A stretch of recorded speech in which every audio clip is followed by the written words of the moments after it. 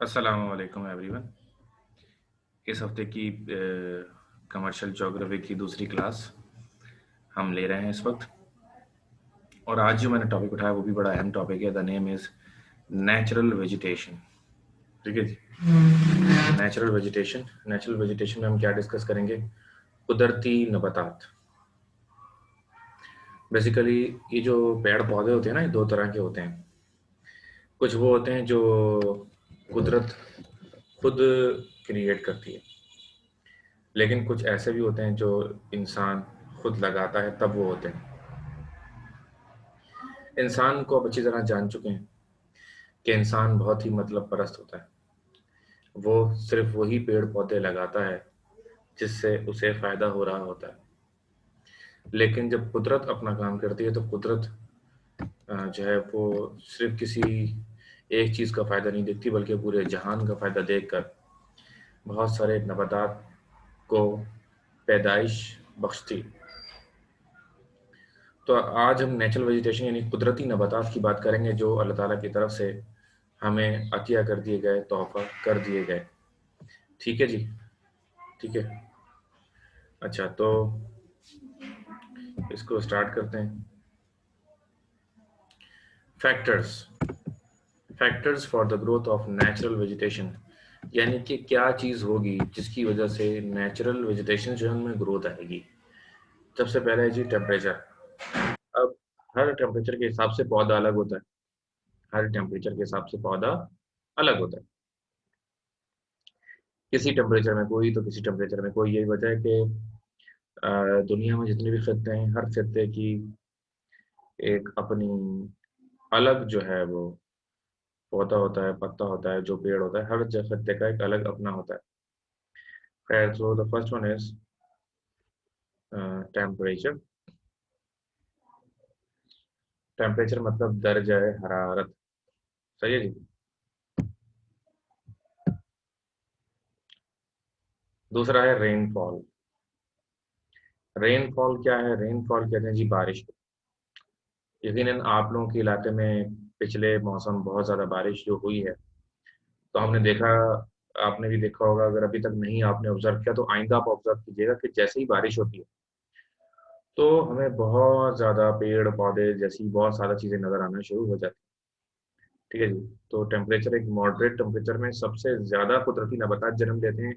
जहाँ बारिश ज़्यादा होगी, जब ज़्यादा बारिश होती है तो ज़्यादा पौधे लगते हैं। हवा हवा का होना भी ज़रूरी है, लेकिन हवा अब इतनी भी ना हो कि वो सात जड़ों समेत पौधों को अपने उड़ा ले जाए। ऐसी भी हवा नहीं होनी चाहिए। डेफिनेटली हवा होनी चाहिए, लेकिन इस हद तक कि वो पौधों की पैदाइश और अफजाइश के अंदर इजाफे का बाइस बने। ठीक है जी। क्योंकि हवा के जरिए जो है ना, इसके चीजें सफर करती हैं। पौधों की पैदाइश में जो इजाफा होता है वो हवा के जरिए एक में से चीज उड़ती है, दूसरे पौधे में जाती है, और पौधे जो है वो मजीद जन्म लेते हैं। इसके बाद है जी सनलाइट। सनलाइट क्या होता है? सनलाइट सूरज की रोशनी। ये भी अफजाइश के लिए बहुत ज़रूरी है। जिस तरह इंसानों के लिए सनलाइट ज़रूरी होती है, इसी तरह ये जो नेचुरल वेजिटेशन होती हैं, इनके लिए भी सनलाइट बड़ा अहम होती है और बड़ा ज़रूरी होती है।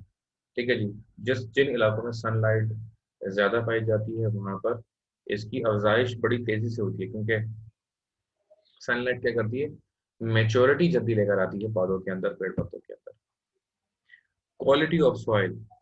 भाई, अगर टेम्परेचर भी हो, रेनफॉल भी हो, विंड्स भी हो और सनलाइट भी हो, ये चारों चीज़ें अगर हो, लेकिन अगर सिर्फ एक चीज जिसको क्वालिटी ऑफ सॉइल कहा जाता है, यानी कि मिट्टी की क्वालिटी कहा जाता है, अगर सिर्फ मिट्टी की क्वालिटी नहीं होगी तो वहां पर कुछ भी प्रोड्यूस नहीं होगा।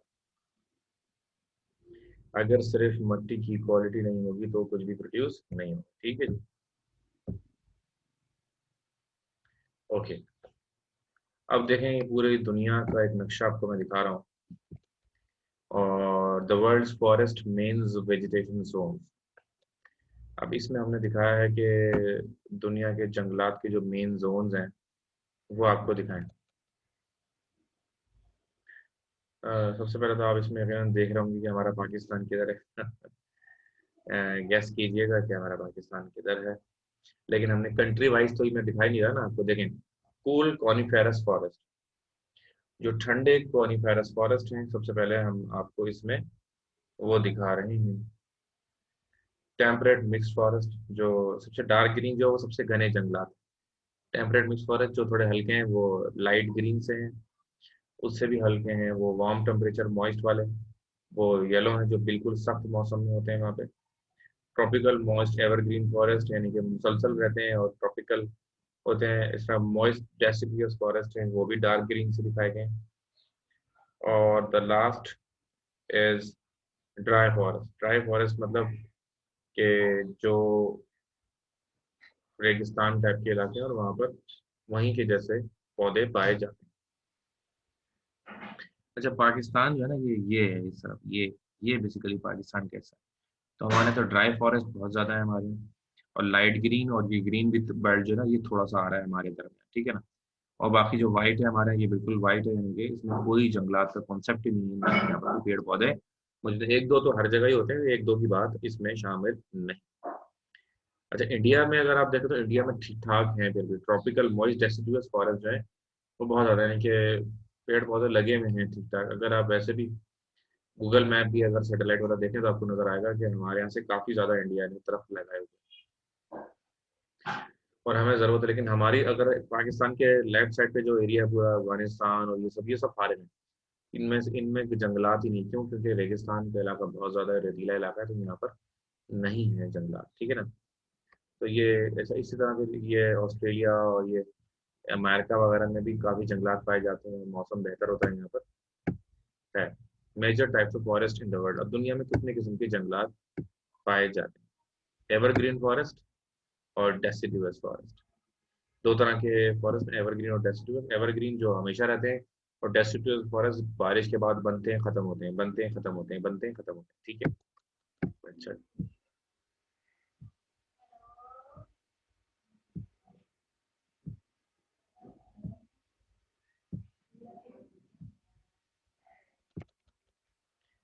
Number one is evergreen forest.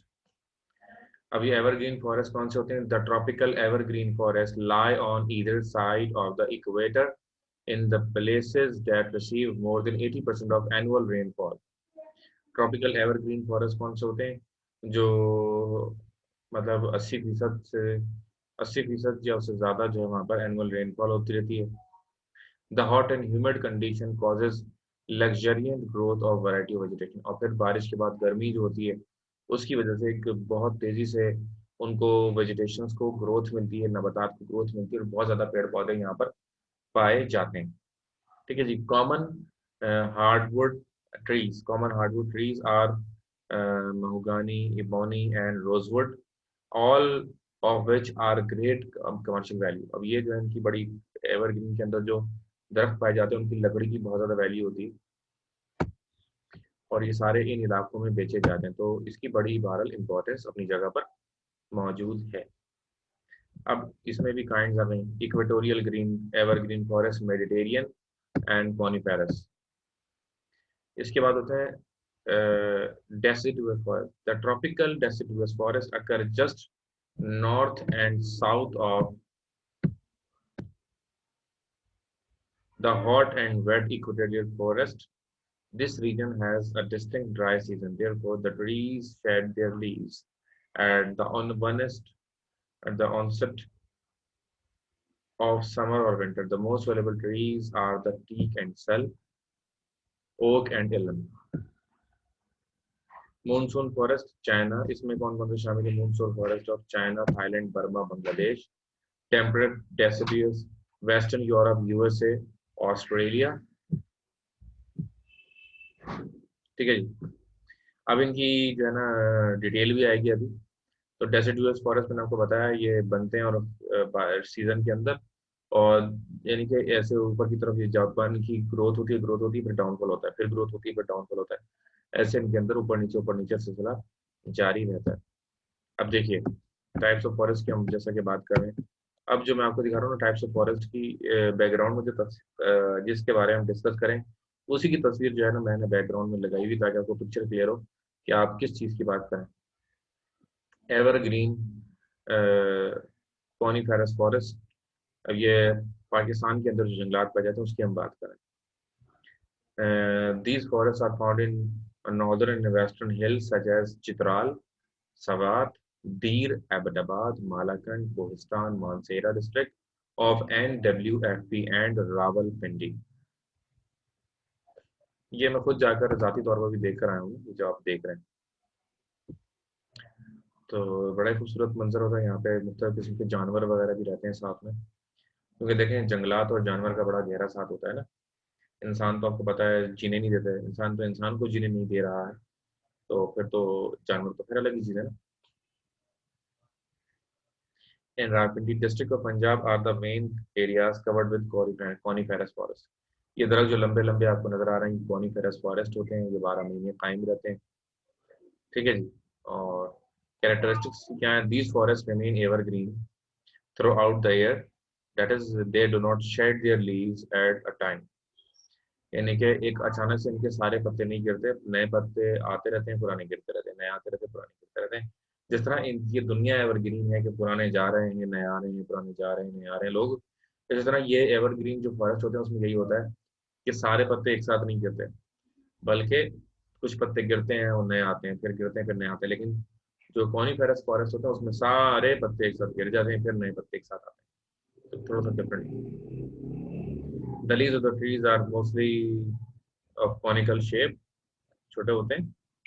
In these areas, these forests are found up to about 3,000 feet in Balochistan। These forests are found at the height of 5,000 feet। ठीक है जी, और ये कहाँ पाए जाते हैं? 50,000 फीट बुलंदी, सॉरी 5,000 फीट बुलंदी पर पाए जाते हैं सतह समंदर से। ठीक है जी, और ये ठंडे भी होते हैं और ये एवरग्रीन होते हैं। इंपॉर्टेंट ट्रीज, अब जाहिर है कि ट्रीज की अहमियत होती है। ट्रीज की अहमियत बनाने वाले कौन है? ट्रीज की अहमियत बनाने वाले इंसान। इंसानों ने इन ट्रीज की अहमियत को बनाया। जो इंसान जिन दरख्तों को, उनके पत्तों को, उनके फलों को, उनकी दीगर चीज़ों को, छाल को, लकड़ी को, जिसको इंसान ज़्यादा इस्तेमाल करता है उसे ज़्यादा अहम दरख्त कहा जाता है, और जिसे कम इस्तेमाल करता है उसको कम अहम दरख्त कहा जाता है। ठीक है जी, ये हमारी इंसान की अपनी नज़र में है। ठीक है जी। अब देवदार, कल, स्प्रूस, चीर, फिर और ये सारे जो नाम आपके सामने लिखे हुए are important trees of these forest in Balochistan. Two और more important pencil, juniper and chilgoza are also found. ठीक है जी। अब जैसे बलूचिस्तान में चिलगोजा होता है, अब ज़ाहिर है कि चिलगोजा एक ऐसा जो है वो है ड्राई फ्रूट के बहुत फेमस है, और मेरे ख्याल से सबसे महंगा भी चिलगोजा ही है। हमारे बचपन में ये होता था, हम किसी ड्राई फ्रूट की दुकान पे जाते थे कभी, तो एक मुट्ठी भर के ऐसी हम चिलगोज़े उठाकर जेब में डाल लेते थे, एक एक करके खाएंगे। लेकिन अब इतने महंगे होंगे कि अब गिनती के जो है ना, मैं बताऊँ आपको, 30 से 40 चिलगोज़े जो है वो आपको पड़ेंगे कम से कम भी 2-3 हज़ार रुपये, क्योंकि चिलगोज़ा अभी 12,000 रुपये किलो हो गया। 12,000 रुपये किलो का मतलब है 4,000 रुपये पाव, 2,000 रुपये का आधा पाव, आधा पाव में इतने से हैं। तो वो गिन सकते हैं आप आधा पाव में जो आते हैं, क्योंकि वो तो छिलके भी होंगे और खराब भी होंगे उसके अंदर। ठीक है जी। अब आने वाले वक्तों में तो चार चार, एक एक, दो दो दाने बिकेंगे उसके ना। टू और मोर इम्पोर्टेंट, अच्छा खैर, इकोनॉमिक इम्पोर्टेंस क्या है? दरख्तों की अपनी मुआशी अहमियत भी होती है, क्योंकि दरख्त आपके रोजगार में इजाफा करते हैं, आपकी इनकम में इजाफा करते हैं कंट्री की, और आपके मौसम को भी बेहतर करते हैं। वो इलाके जहाँ पर जंगलात ज़्यादा मकदार में पाए जाते हैं, ज़्यादा क्वांटिटी में पाए जाते हैं, वहाँ पर जंगलात की इम्पोर्टेंस ज़्यादा होती है। ठीक है। इकोनॉमिक इम्पोर्टेंस क्या है? The trees grown in these forest are of immense help to many industries. ठीक है जी। अब ये जो दरख्त होते हैं ये बहुत सारी इंडस्ट्रीज को सपोर्ट करते हैं। देवदार is the main source of limer and used for building houses and railways. Sleeper, FIR, FIR, is used to the making hardboard. Chair is used in the match rayon and resin industry। ठीक है जी। अब ये है कुछ इसकी economic importance जो इसमें दरख्त निकलते हैं। वो जो आपने देखा है जो बिल्डिंग्स बनती हैं उसमें पूरी लकड़ी से पूरा फ्रेम लगता है पहले, फिर वो बंदे काम करते हैं। तो ये इस एक मखसूस देवदार होता है, इस मखसूस दरख्त के वो चीज़ें बनती हैं। फिर आप हार्ड बोर्ड और जो आपके कोचिंग सेंटर के अंदर व्हाइट बोर्ड जो बने हुए हैं वो जिस दरख्त के होते हैं वो फिर उस दरख्त का नाम है फिर FIR। फिर एक दरख्त का नाम है, ये क्या होता है, इससे वो माचिस बनती है। सबसे बता दूं, माचिस की तीली होती है वो इस लकड़ी से बनती है, क्योंकि ये बहुत जल्दी आग पकड़ती है और अगर इसमें आग लग जाए तो ये एक भी लकड़ी इसकी नहीं बचती है। ठीक है जी। तो ये इसकी इकोनॉमिक इम्पोर्टेंस है। अच्छा, अब ये देखें, ये बलोचिस्तान का एक मंजर आपको दिखाया जा रहा है तस्वीर में जो आपको नजर आ रहा है कि sources the main sources are. अच्छा जी, बलोचिस्तान का जो आप ये मंजर देख रहे हैं, तो these forest are found in area of Quetta and Kalat division. ठीक है जी। अब ये जो बलूचिस्तान का फॉरेस्ट है कोयटा और कल्लात के दरमियान पाया जाता है। यहाँ शदीद सर्दी होती है ड्यू टू, अच्छा, और बारिश भी कम होती है due to poor rainfall. These forest are not dense. अब क्योंकि बारिश कम होती है, टेम्परेचर ज़्यादा होता है, तो ये बहुत ही थिकली नहीं है। यानी कि देखें, आपको हर जगह से ना वाइट वाइट, मतलब मुख्तलिफ जगहों से ज़मीन आपको नज़र आ रही है।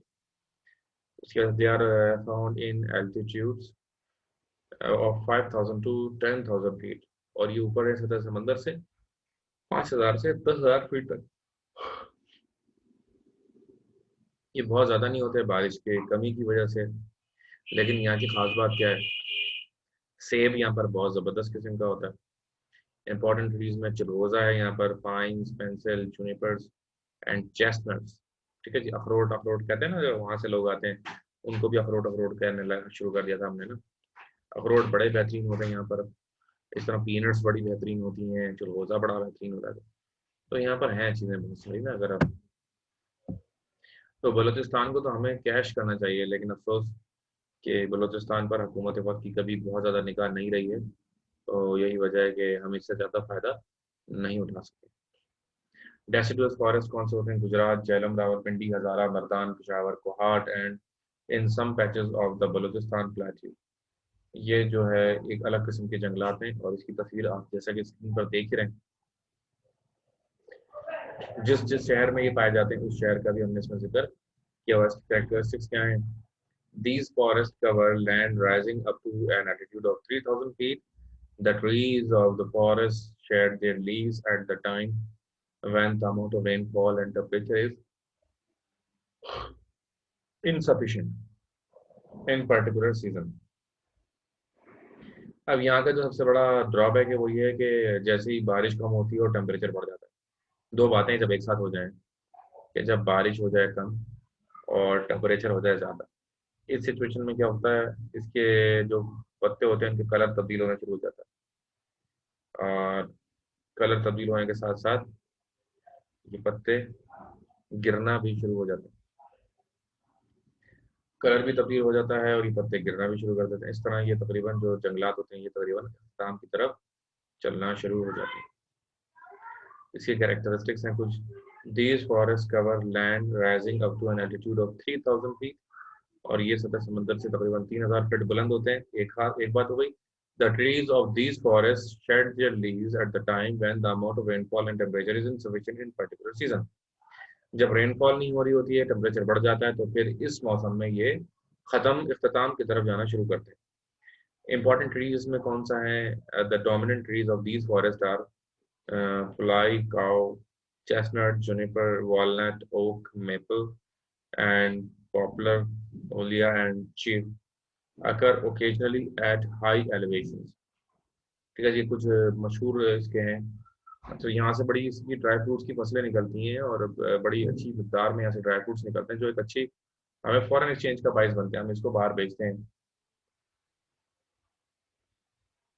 दीगर कंट्रीज में हम ये बेचते हैं और वहाँ से हमें एक अच्छा अमाउंट मिलता है। इकोनॉमिक इंपॉर्टेंस भी इसकी, these forest are an important source of timber for the manufacture of furniture, rifle, butts, sport goods, etc. तो यहाँ के दरख्तों की लकड़ी क्योंकि बहुत मजबूत होती है, क्योंकि एक मजबूत मौसम में देखें, क्योंकि ये मुसीबत से तरफ ज़्यादा गुजरते हैं, तो इसलिए इनकी लकड़ी मजबूत होती है। और मजबूत होने की वजह से इसको फर्नीचर में बड़ा बेहतरीन इस्तेमाल किया जाता है। यहाँ की लकड़ी बहुत महंगी बिकती है, लेकिन क्योंकि दरख्त कम होते हैं तो लकड़ी भी यहाँ की कम होती है। अब कम होने की वजह से भी और महंगी हो जाती है। आपको पता है ना, जो चीज़ कम मिलती है उसकी वैल्यू ज़्यादा होती है। अच्छा आप देखें, एक नए किस्म के ये पानी के करीब जो होते हैं ना, आप जैसे जाएं अगर, अपना अल्लाह भला करे, यहाँ पर भी है रेवरिन और बेला फॉरेस्ट जो है हमारे,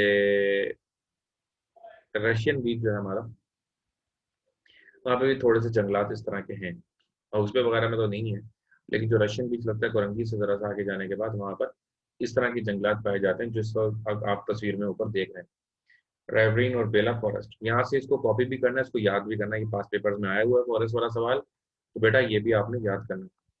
तो रेवरिन और bela forest areas narrow belts along with the banks of river Indus.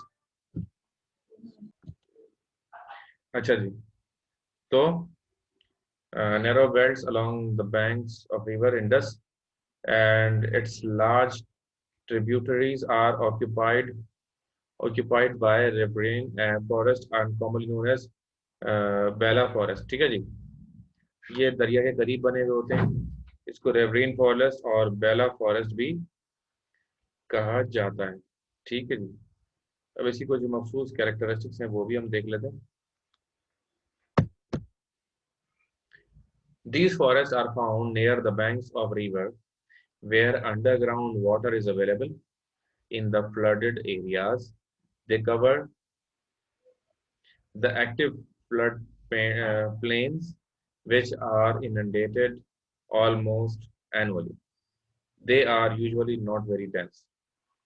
अब इसकी खासियत सबसे पहले क्या है कि भाई ये दरिया के किनारे होते हैं, और जब पानी ज़्यादा आता है तो इनके अंदर से होता हुआ गुजरता है, तो जो दरियाओं से पानी कस्बों में और यानी कि गांव गोटों में घुसता है, उसको रोकने के लिए एक शील्ड के तौर पर ये दरख्त अपना किरदार अदा करते हैं, क्योंकि पानी जिस मिकदार में जाता है, जब इन दरख्तों से गुजरता है तो बहुत सारा पानी ये सक कर लेते हैं, और बहुत सारे पानी को एक रुकावट के तौर पर उसके सामने आ जाते हैं। तो इस तरह अगर ये समझ लें कि अगर 1,000 लीटर पानी गुजरे तो आगे जाकर वो 300 लीटर बचता है, 700 ये रोक लेते हैं। तो बहुत ज़्यादा तबाही और रोकने के अंदर भी इनका बहुत ज़्यादा गहरा किरदार है, तो इनका होना हर तरह से इम्पोर्टेंट है हमारे गरीबों के लिए, वहाँ पर जो दरियाओं के किनारे बसते हैं।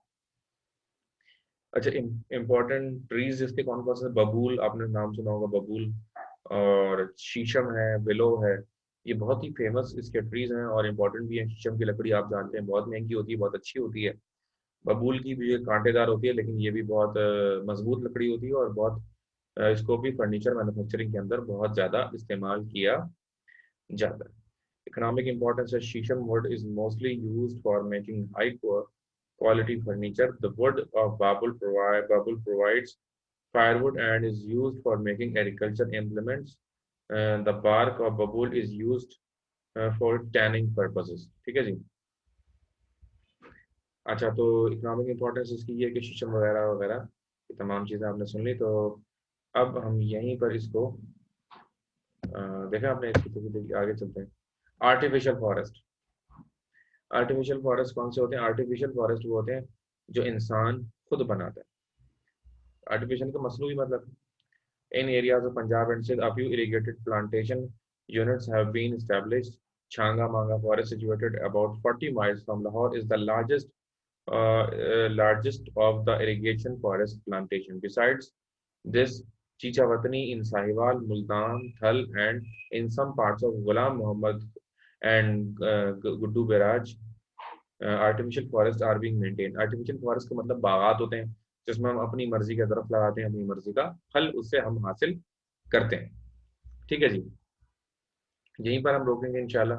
यहाँ तक आप कीजिएगा, और अगली क्लास में अगली कुछ मजीद इसको आगे कंटिन्यू करेंगे। ये आया हुआ है फॉरेस्ट वाला सवाल, आपने यकीनन फाइबर देख रहे हैं, आप लोग देखा होगा आपने, तो ज़रूर याद कीजिएगा। कोई भी सवाल हो आप मुझसे रब्ता कर सकते हैं।